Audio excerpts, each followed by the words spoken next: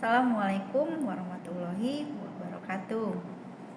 Perkenalkan, saya Eka Ningsi Puji Rahayu, SE AK MSI, dosen tetap program studi D3 Perpajakan Institut Maritim Prasetya Mandiri. Pada kesempatan ini, saya akan memaparkan Tridharma bidang pembelajaran pada mata kuliah Akuntansi Keuangan Menengah yang sesuai dengan bidang keahlian saya. Pada mata kuliah ini membahas konsep pengakuan, pengukuran, penyajian, dan pengungkapan unsur-unsur laporan keuangan sesuai standar akuntansi keuangan atau PSAK. Adapun materi mengacu pada capaian pembelajaran lulusan atau CPL di prodi yang meliputi ranah sikap, pengetahuan, keterampilan umum, dan keterampilan khusus, dan diturunkan menjadi capaian pembelajaran mata kuliah CPMK, sub CPMK yang mendukung mata kuliah ini untuk 16 kali pertemuan.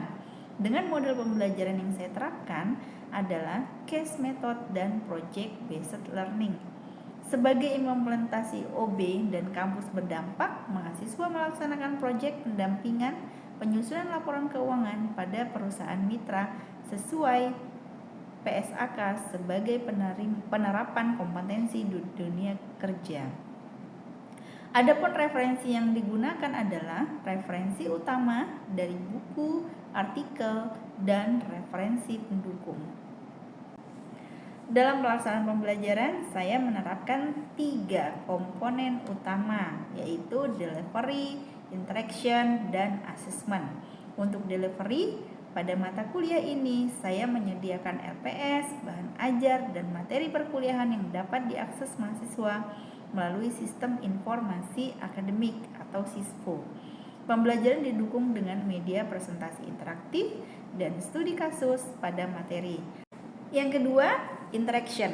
Interaksi pembelajaran dilakukan melalui komunikasi 2 arah antara dosen dan mahasiswa, meliputi apersepsi, diskusi, tanya jawab, penyelesaian studi kasus, persentase hasil diskusi, serta refleksi pada akhir pembelajaran.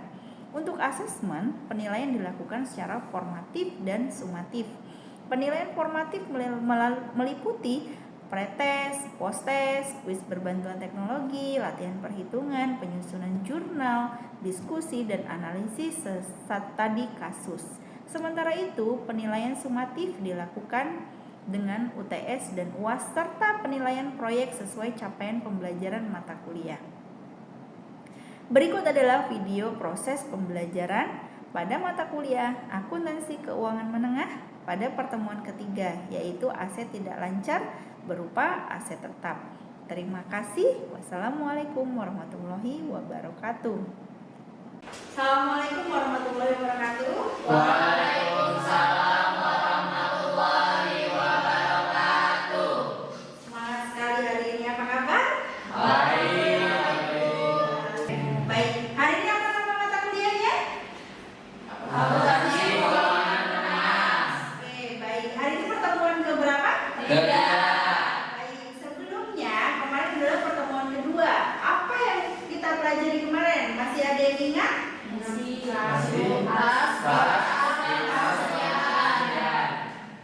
Kas, piutang, dan persediaan. Oke, sebelum kita mulai mata kuliah ini, silahkan absen di aplikasi SISPO masing-masing. Sudah? Baik. Yang kemarin kita pelajari adalah, ada yang bisa menjawab apa sih yang dimaksud aset lancar? Aset lancar? Ya, boleh. Aset lancar adalah aset yang diharapkan dapat direalisasikan, dijual, atau digunakan dalam waktu maksimal 12 bulan atau 1 siklus operasi perusahaan. Oke, benar. Kemudian yang kedua, apa perbedaan piutang dan persediaan? Oke, siapa dulu tadi? Oke, silakan Arya. Piutang adalah hak perusahaan untuk menerima pembayaran dari pelanggan, sedangkan persediaan adalah barang yang dimiliki untuk dijual atau digunakan dalam proses produksi. Baik, betul sekali. Kemudian yang ketiga, mengapa kas, piutang, dan persediaan itu dikategorikan sebagai aset lancar? Ibu. Boleh. Karena ketiga aset tersebut itu memberikan manfaat ekonomi dalam jangka pendek dan diperkirakan akan direalisasikan atau digunakan dalam waktu maksimal 12 bulan. Oke, benar sekali. Oke, berarti kalian semua kemarin sudah memahami ya apa yang kita pelajari kemarin. Baik, kalau kemarin kita sudah belajar aset lancar, hari ini kita akan belajar aset tetap. Oke, ada aset tetap, kemudian bagaimana penyusutannya, kemudian bagaimana penurunan nilai asetnya, dan bagaimana penghentian pengakuannya. Kalau aset lancar itu tidak disusutkan, tapi kalau aset tetap itu ada penyusutan. Oke, sebelum saya mulai, silahkan kalian mengerjakan dulu pretest yang ini adalah barcode-nya. Kita di menshi.com. Ini pretest dulu. Setelah nanti selesai mata kuliah akan saya bahas. Sudah? Sudah. Oke, baik. Saya lanjutkan untuk slide berikutnya. Oke, itu gambar apa? Oke, karena kampus kita adalah kampus maritim, tentunya kita akan membahas aset tetap di bidang maritim. Salah satunya adalah kapal. Ada yang bisa menyebutkan lagi apa lagi selain kapal? Di bidang maritim. Ya, di bidang maritim. Kontainer. Kontainer. Oke, ini ada juga aset tetap. Apa lagi? Kren. Kemudian apa lagi? Meskipun aset tetap, kita juga tetap membutuhkan gudang, mobil, seperti itu ya. Jadi selain kapal, kren, kontainer, kita juga tetap membutuhkan pergudangan untuk menyimpan barang-barang yang akan diekspor sebelum dinaikkan ke kontainer. Begitu juga ketika mereka datang. Oke? Nah, pertanyaannya, apakah nilai aset akan selalu sama setiap tahun? Tidak. Tidak. Oke. Kemudian yang kedua, mengapa perusahaan harus menghitung penyusutan? Karena nilainya selalu menyusut. Oke. Sekarang saya berikan contoh. Ini adalah laporan keuangan. Oke. Aset tetap ada di mana? Ada di sini ya. Oke. Ini adalah laporan keuangan tahun 2024. Kemudian nilainya adalah 401, 2023 366 dan 2022 3. Oke. Nah, kemungkinan seandainya nilainya lebih besar, itu kemungkinan mereka akan ada penambahan aset begitu ya. Tapi tentunya setiap periode, setiap bulan, setiap periode itu nilai aset tetap selalu menurun. Setelah kuliah pada hari ini, kalian akan mampu untuk menjelaskan konsep aset tetap. Kemudian menentukan biaya perolehan. Yang ketiga, menghitung penyusutan. Kemudian yang keempat, menganalisis penurunan nilai. Yang kelima, menganalisis penghentian pengakuan dan menyelesaikan studi kasus. Oke, siap ya? Siap. Oke. Oke, apa sih aset tetap? Ada yang bisa menjelaskan secara singkat? Aset tetap itu aset berwujud yang dimiliki untuk digunakan dalam aset berwujud yang dimiliki untuk digunakan dalam produksi penyediaan jasa diserahkan kepada pihak lain atau untuk tujuan administratif. Oke, benar. Jadi aset tetap itu digunakan untuk produksi, jadi dipakai untuk menunjang produksi seperti kapal. Misalnya kita punya usaha penyeberangan antar pulau. Nah, maka dia digunakan untuk menunjang bisnis kita. Oke. Ya, jadi sepertinya sangat kecil kemungkinan bahwa ketika kita ada usaha penyeberangan, maka kita tidak punya kapal. Oke? Nah, kemudian apa sih ciri aset tetap? Silakan. Umur manfaatnya digunakan lebih dari 1 tahun, Ibu. Oke, kemudian ada lagi yang bisa? Digunakan untuk operasional. Oke. Memberikan manfaat ekonomi Oke. dan diakui sebagai aset tetap. Baik. Kapan sih aset tetap harus diakui? Pada saat dicatat sebagai aset tetap pada saat dia dibeli. Oke, kemudian biayanya apakah harus terukur? Iya dong. Gimana kita bisa mencatat kalau tidak Terukur. Oke, kemudian apakah ada manfaat ekonominya? Ada. Ada. Wajib. Kalau tidak ada manfaat ekonominya, artinya aset tersebut tidak bisa dipakai sehingga tidak menghasilkan uang. Oke? Kita coba mendiagnostik kira-kira mana saja sih biaya yang bisa dikapitalisasi sebagai biaya perolehan aset tetap. Yang pertama, kira-kira kalau harga kapal itu bisa nggak dikapitalisasi? Bisa nggak dimasukkan di dalam atau dimasukkan dalam pencatatan aset tetap di dalam laporan keuangan? Bisa. Bisa. Oke, itu yang pertama. Yang kedua, ongkos kirim bisa nggak? Bisa. Bisa. Yang ketiga, pelatihan operator bisa nggak? Tidak. Tidak. Oke, betul. Yang keempat, biaya promosi bisa tidak? Tidak. Jangan ragu-ragu jawabnya, harus excited. Oke, bisa kita simpulkan bahwa yang masuk dalam biaya perolehan kapal adalah harga, ongkir, Dan instalasi. dan instalasi. Oke, pelatihan operator tidak bisa. Kemudian apa lagi yang tidak bisa? Biaya promosi. Biaya promosi tidak bisa. Biaya administrasi tidak bisa. Oke, jadi ini ada di mana? Ada di PSAK 16. bahwa Biaya perolehan aset tetap meliputi seluruh biaya yang secara langsung dapat didistribusikan hingga aset yang digunakan. oke, good.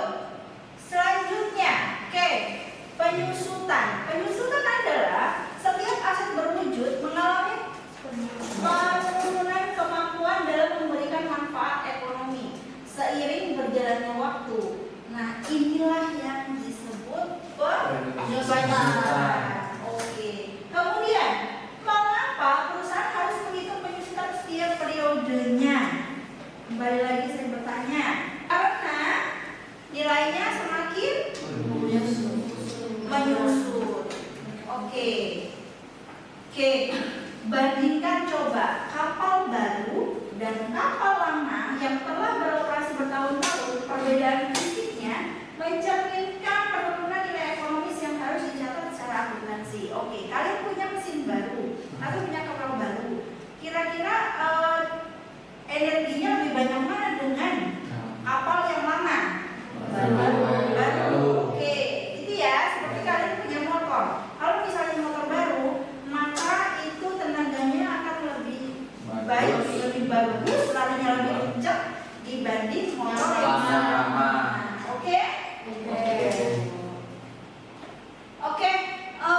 Jadi ada beberapa metode penyusutan. Yang pertama adalah metode garis lurus. Adakah yang bisa menjelaskan?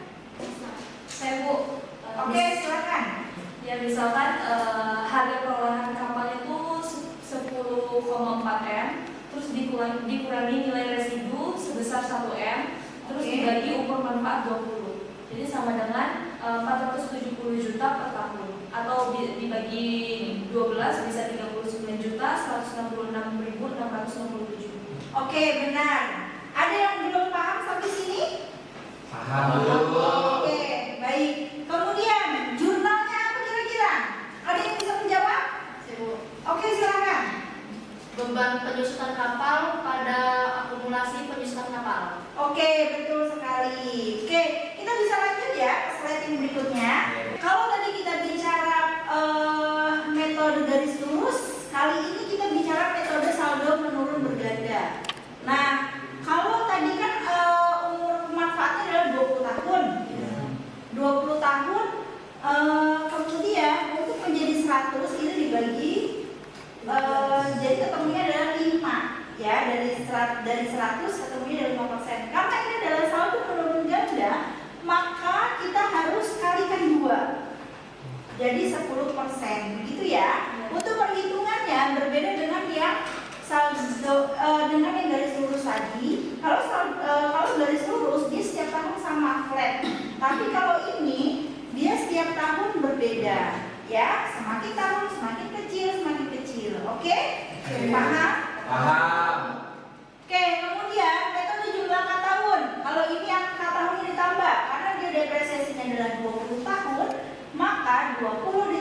19 ditambah 18 dan sebagainya, sehingga ketemulah dia 210. Begitu ya. Untuk rumus perhitungannya bisa dilihat di slide. Oke, selanjutnya ada metode unit produksi. Kalau unit produksi ini dipakai untuk mesin biasanya. Kalau kapal dia tidak relate. Oke? Ya. Nanti kalau metode unit produksi, kalian bisa melihat dia biasanya kalau mesin yang baru produksinya akan lebih banyak. Kalau yang mesin yang lama produksinya akan semakin menurun. Oke, paham sampai sini? Paham. Oke, ini untuk perbandingannya. Ketika sebuah aset itu di depresiasi menggunakan garis lurus, saldo menurun ganda, dan jumlah angka tahun dan unit produksi, teman-teman bisa melihat ya perbedaannya. Mana yang seandainya teman-teman punya usaha atau punya kapal, kira-kira pilih metode yang mana? Saya Bu, Oke, silakan. saya memilih garis lurus karena misalnya saya memiliki perusahaan laba saya akan terus stabil setiap tahunnya, jadi nilainya akan tetap sama. Oke, baik, terima kasih. Jawaban yang bagus. Ada lagi? Silakan, tunjuk tangan. Saya Bu, Oke, silakan. saya memilih saldo menurun ganda dikarenakan keunggulan menggunakan metode tersebut itu yang pertama penyusunannya dipercepat, terus juga dia kesesuaian biayanya seimbang dan juga efisiensi pajak dan serta mengatasi keuangan. Oke, baik. Berarti kalian sudah punya rencana ya. Ketika saya punya usaha, saya akan menyusunkan dengan metode ini yang sesuai dengan rencana kalian, rencana bisnis kalian. Gitu. Oke ya. Bisa kita lanjutkan. Ini adalah penurunan nilai dari PSAK 48. Apa sih yang dipelajari? Yang dipelajari bahwa ketika misalnya teman-teman tadi sudah punya kapal, kemudian ternyata kapal itu dipakai dalam waktu tertentu, nilainya turun di pasaran. Nah, ini harus kita sesuaikan. Jadi kita nggak bisa pakai nilai yang didepresiasi tadi, tapi harus kita sesuaikan dengan bisa nilai pasarnya, kemudian juga value-nya. Gitu. Caranya gimana? Kita harus pakai penilai. Biasanya menilai adalah appraisal. Oke? Nah, tapi ini terjadi tidak setiap tahun. Bisa jadi misalnya karena umurnya dari 20 tahun, setelah kita pakai 8 tahun, maka kita harus menyesuaikan penurunan nilainya. Tentu pada saat penurunan nilai itu harus ada biayanya. Jadi bukan karena kita kan harus membayar konsultannya kan, appraisalnya, penilainya itu juga membutuhkan biaya. Oke ya? Oke. Indikasi penurunan nilai kira-kira apa sih? Saya Bu, Oke, silakan. indikasi penurunan nilai itu perusahaan wajib menilai pada setiap akhir periode. Apakah terdapat indikasi bahwa suatu aset mengalami penurunan nilai? Oke, baik, terima kasih jawabannya. Ada lagi? Ya. Saya Bu, Oke, silakan. menurut PSAK 48 yang kedua itu ada jumlah terpulihkan. Jumlah terpulihkan adalah nilai tertinggi antara nilai wajar dikurangi biaya pelepasan dan nilai yang dipakai aset tersebut. Oke, baik, terima kasih. Teman-teman sudah paham dengan konsep ini. Oke, baik, bisa kita lanjutkan ya. Oke. Ini adalah perhitungan rugi penurunan nilai. Misalnya, setelah nilai buku itu 6,6 M. Kemudian setelah dilakukan penilaian menjadi 5,5 M, sehingga kira-kira rugi atau untung? Rugi. Oke. Berarti pada saat periode selanjutnya kita harus bikin dulu jurnalnya. Ada yang tahu jurnalnya apa? Silakan, Anda. Jadi jurnalnya itu rugi penurunan nilai aset pada akumulasi penurunan nilai aset. Baik, tepat sekali. Jadi kita wajib menuliskan jurnal tersebut dalam laporan keuangan kita, sehingga pada periode selanjutnya nilainya sudah sesuai. Baik, Alda, terima kasih. Oke, kemudian ada penyusutan setelah penurunan nilai. Tadi sebelum dilakukan penurunan nilai, per tahunnya depresiasinya berapa? 400 berapa?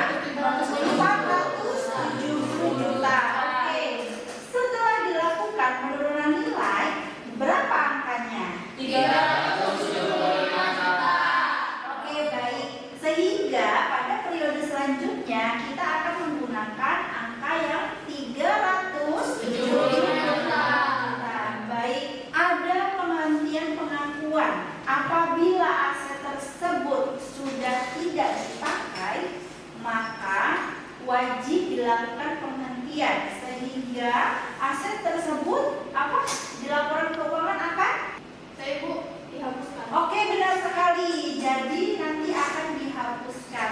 Misalnya pada saat aset tersebut dijual, maka kita akan membuat jurnal penjualannya. Oke? Oke, seandainya harga jualnya lebih tinggi daripada nilai buku, maka disebut laba. Sebaliknya apa?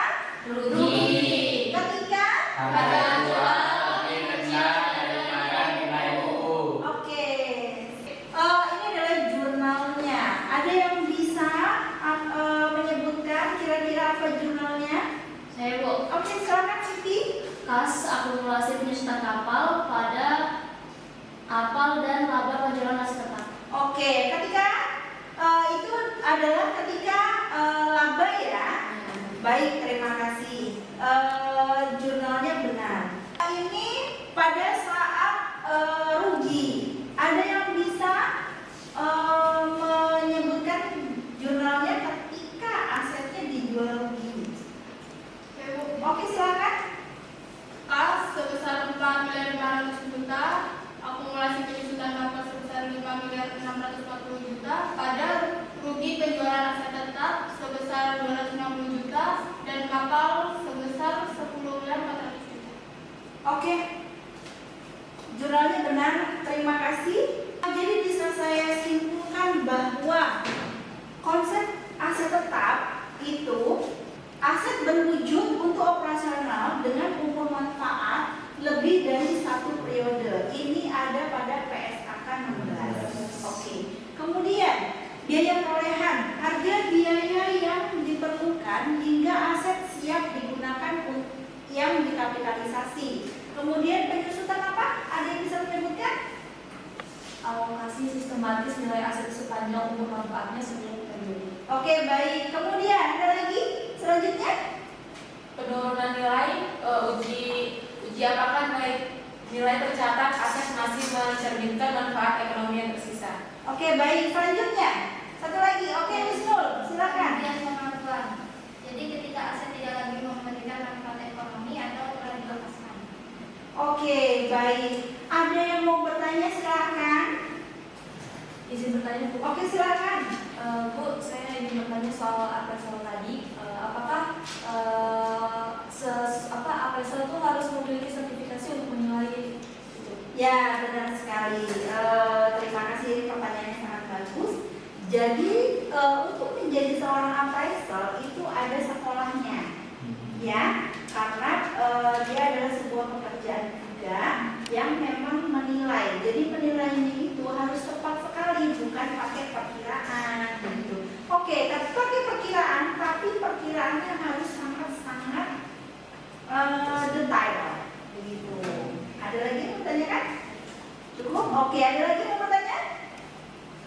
Silakan. Silakan. Oh, izin Oke, bertanya. Alia, silakan. Nilai residu itu seperti apa sih? Oke, nilai residu itu adalah nilai sisa. Seperti kalian punya motor, umur ekonomisnya adalah 5 tahun. Pada saat 5 tahun, sudah selesai 5 tahun, pasti masih bisa dipakai, ya. Nah, itu dianggap sebagai nilai residu atau nilai sisa. Oke ya? Oke. Baik, ada lagi? Oke, selanjutnya saya ada proses lagi, silahkan. Tadi teman-teman sudah belajar tentang aset tetap, sehingga harapannya jawabannya akan lebih baik dibanding pada saat praktek tadi. Silahkan. Baik, selanjutnya akan kita buka hasil post test dan pretest teman-teman tadi. Kira-kira siapa yang benar semua? Siapa yang benar semua? Nggak ada. Tidak ada? Oke. Untuk pertanyaan satu, apa pertanyaannya tadi? Biaya manakah yang termasuk biaya perolehan aset tetap menurut PSAK 16? Oke, baik. Apa jawabannya untuk post test 1 yang telah kalian kerjakan?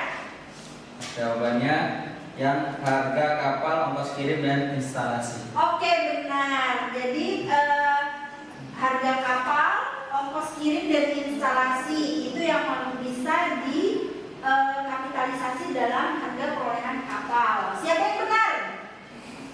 Ya, oke, baik. Kemudian soal yang kedua. Yang kedua ada mengapa perlu dilakukan penyusutan, Bu? Oke. Jawabannya karena nilainya berubah. Betul. Jadi penyusutan itu karena nilainya berubah. Siapa yang benar?